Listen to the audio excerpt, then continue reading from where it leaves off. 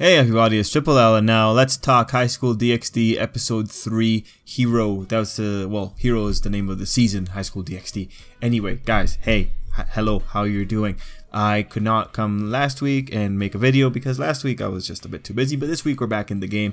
My thoughts on last week's episode though were, man, I watched it together with this episode, so I can't really distinguish the two. And last week's episode was pretty good. Oh yeah, I remember one of my big points was it's cool to see that we have Issei, and it's cool to to think that we started out with this pervert who was just really weak, and now we've just kind of ended up with a pervert who's really strong. I mean, for all Issei's problems, when you see him jumping off a tree and attacking the mooks, it's pretty cool. Issei has become a pretty dependable guy outside of his perversion, and even then, you can even say you know what? We'll touch on it on the video because there is that degree of futility when it comes to arguing whether or not Issei has a choice in being a pervert.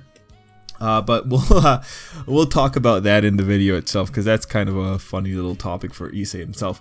Anyway, episode 3 of Highschool DxD. So overall, I think this is probably the most overtly slice of life episode that we've gotten for DxD so far. I mean, last episode as well, you would say definitely it was a slice of life episode, but this one's a bit more hardcore since this one has more active tour guides. It has the kids going a little bit to a few more places, having food and all that kind of stuff. And you have those very nice sequences with the church trio, how they're just sitting around, or not sitting around, but they're walking around and catching all the sights, and they're getting pictures taken and all that. It feels really nice, and it's nice to see all the characters happy, and we do know where everything's ending. But with this episode, it was just pretty much a lot of character interactions and just a nice progression with the plots, because we do have that little bit in the middle. By day the kids are doing their school stuff, by night they're doing their devil stuff, and they're trying to figure out what's going on with the missing yokai leader. So overall, it's a pretty solid episode.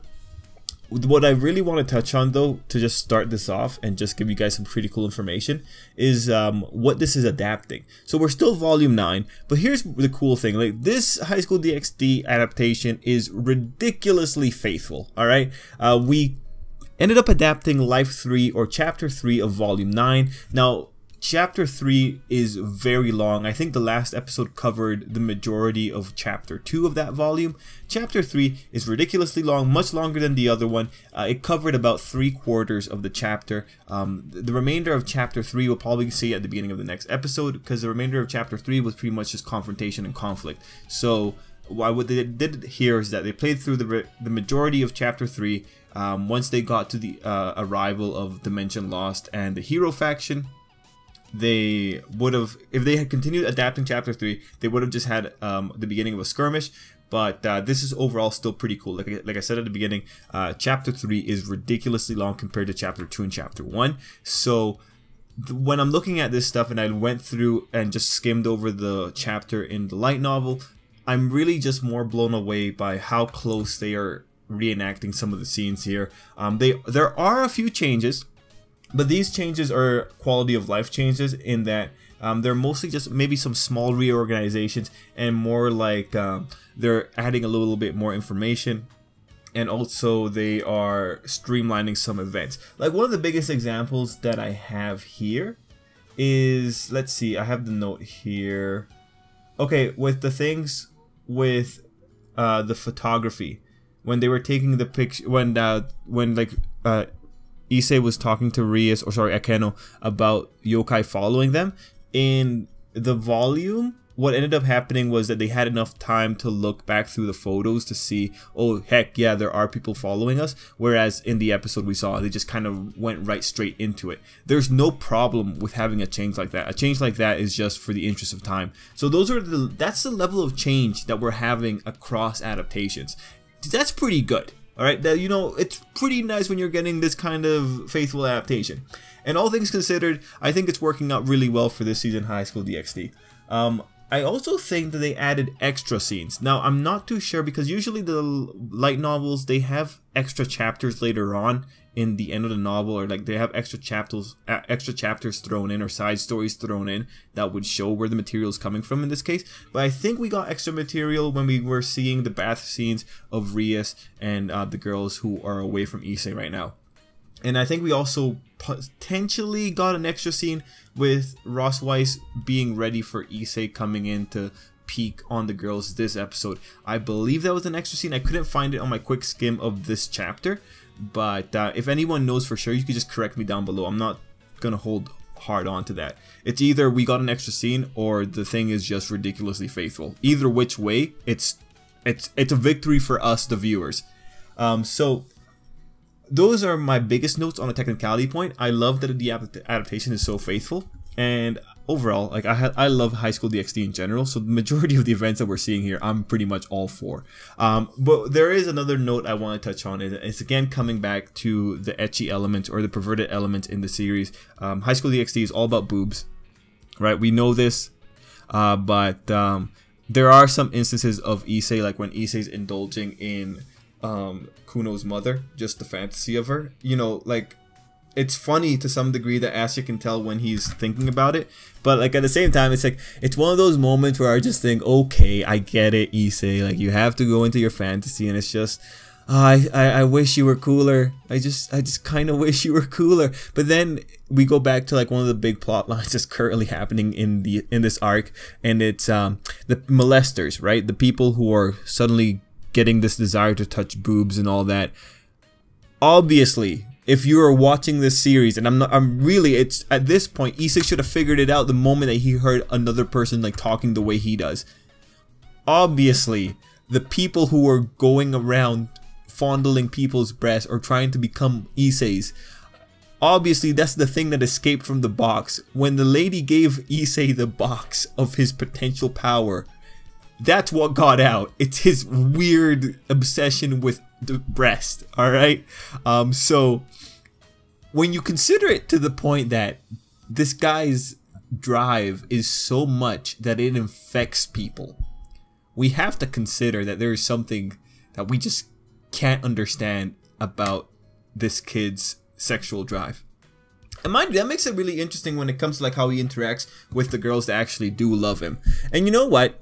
You know, to some degree, I don't really care anymore. Like, you know, you have the sequence when the girls are all in the closet and they're about to rape Issei, or not rape Issei, but you know, I do think at this point of it in his development, he's still a little bit against it.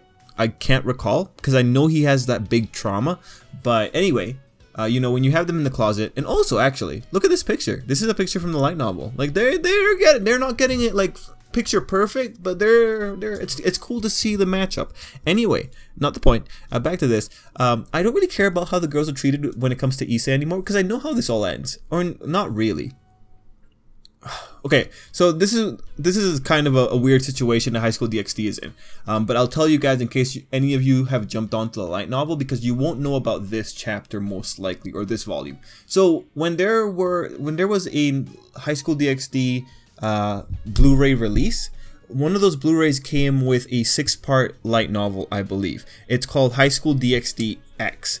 That story in particular pretty much ruined Highschool DxD for me in a very good way, because it was a future story. That story tells a small thing that happened in Highschool DxD, but it features a potential future for Issei getting involved in that. So through that one volume, you got to see a glimpse of how things end up for Issei and his family. And the thing with that one was, when I read that, it ruined the story of Highschool DxD for me, in the sense that now I kind of know how everything ends when it comes to the harem aspect. And you know what, that was one of the big motivators for me. Like I wanted to know how the loves end. I wanted to know like where everyone ends up in their romance. And mind you, that story actually adds a pretty interesting layer of drama when it in a new way that you haven't really seen in anime and manga before, or it hasn't been. I want to be careful not saying you haven't seen it before. You haven't seen it in popular harem anime before. So it's definitely novel, but if you guys want to check it out, it's called Highschool DxD X. You can find it on the site that I mentioned last time, Bakasuki. It's a very interesting story, and I think you can also kind of read it out of sequence, but there might be too many spoilers. That said, that volume in of itself also has spoilers for volumes that weren't even released after that point. So if you were to read it, really, you're getting spoiled to like a similar degree that everyone else got spoiled if they read that volume at the very beginning. And mind you, again, I say spoiled, but there was like just, I think, 8 little plot details that were foreshadowed in that novel. Again, really good on the author for having his story so planned out, but it kind of took away the excitement for me. Anyway, the point of this story was just to say that I don't care how much the girls get naked in front of Issei. I don't care anymore, because it's just like, I understand, I know where you guys are going to end up, whatever, I don't care. Just have your little funny shenanigans in the closet, whatever. I'm sure everyone that's watching this will enjoy it, because it's been 4 seasons. We know what to expect from High School DxD. Anyway, that was for the stuff. That's my whole little talk about the ecchi parts, or the perverted parts. The rest of the episode, though, unfortunately, it's just a bunch of nice little things. It's a collection of nice little things, really, because other things we get to see Ross Weiss. She's just getting drunk because she's having her boyfriend drama. It's pretty hilarious. Again, Ross Weiss, I know your future, so that's why I chuckle a little bit more when I see you freaking out. Then we have other little things like Kuno, and Kuno is exceedingly adorable in this. I think I've mentioned this before in the videos. I don't think I've read volume 8. I think it's more, or sorry, volume 9. I think it's likely that I started at volume 10 when I jumped across mediums. But Kuno is ridiculously cute, and I really like her voice actress. I'm liking the little girl. I'm liking her design. I think it's working out more or less well for this character. So I'm kind of invested. Pretty cool stuff. Anyway, at the end of the episode, we end off with Dimension Lost, and we're going into our full-on fight scene now. I'm pretty excited because, like, we start the fight scene off with Azazel getting blasted into one of the faraway towers. How is that not cool? How is it not cool that there's a bunch of people coming into the bridge to go attack Issei's group? How is it not cool that Issei's recognized as a threat? Man, I am so excited for this. This kid started off as a pervert. He's still a pervert, but man, he's an effective pervert. I am so excited to see this fight, man. It better be good. Holy. But yeah.